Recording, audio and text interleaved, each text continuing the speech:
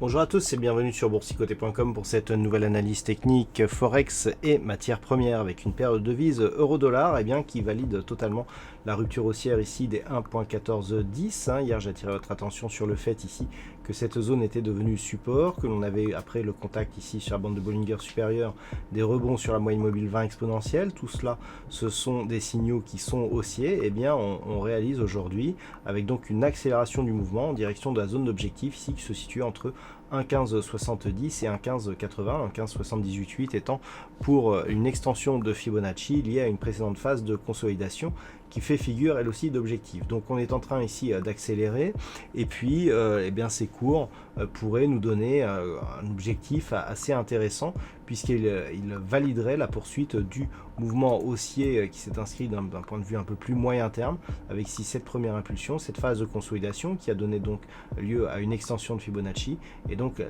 l'extension de Fibonacci on la voit, elle est juste au-dessus ici de la zone des 1.1570. Alors si ce niveau venait à être atteint voire même dépassé, la prochaine zone d'objectif sur cette paire de devises euro-dollar se situerait sur la zone des 1.1780. Et puis sur le câble, la paire de devises livre sterling contre dollar américain, on valide là aussi une cassure haussière. Alors on s'était neutralisé entre 1,2470 et ici 1,2645.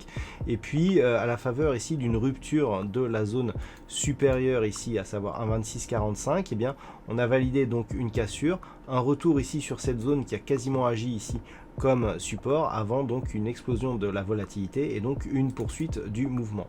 Donc on a une réelle cassure, là le signal est vraiment très intéressant, on pourra donc même remonter la zone de résistance qui est bien plus significative ici sur des niveaux proches des 1.2660 et donc valider le prochain objectif qui se situe donc sur la prochaine résistance désormais toute proche des 1.2780. Alors là aussi, si on écarte un petit peu la vue, le signal est assez intéressant puisque nous étions précédemment dans une dynamique relativement neutre. On avait eu cette fameuse attaque ici qui avait conduit à la rupture baissière des 1.20. Depuis on était remonté, on s'était stabilisé.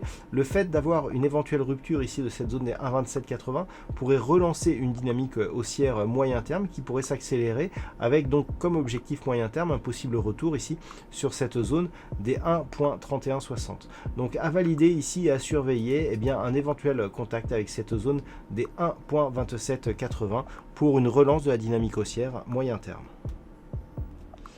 Sur l'or, nous avons là aussi une lecture technique relativement lisible. J'attirais votre attention il y a peu sur ce range qui existait ici entre grossièrement 1815 mais surtout le support ici des 1790 $ l'once. On avait assisté donc au franchissement de cette zone qui était depuis devenue support et il y a peu je vous disais que tant que l'on va rester ici dans ce range, mais plutôt dans la partie supérieure, on restait dans une perspective de poursuite du mouvement haussier impulsé ici par cette dynamique qui avait longtemps consolidé, mais depuis la rupture haussière ici des 1745, on avait relancé cette dynamique haussière. Alors si on passe sur une vue un peu plus daily, on peut se rendre compte que le mouvement, il correspond à une continuité d'un mouvement moyen long terme, puisque ici, à la base donc de cette cotation, nous sommes en 2019, c'est-à-dire il y a plus d'un an, et donc on est passé ici de cette zone des 1267 à une zone qui est désormais supérieure à 1800 $ l'once, donc on a quasiment une augmentation de 50% par rapport à cette base, ce qui constitue une forte hausse durant cette période. Donc on est ici dans la continuité de ce mouvement, avec donc je le rappelle comme objectif, la zone ici des 1885 $ l'once.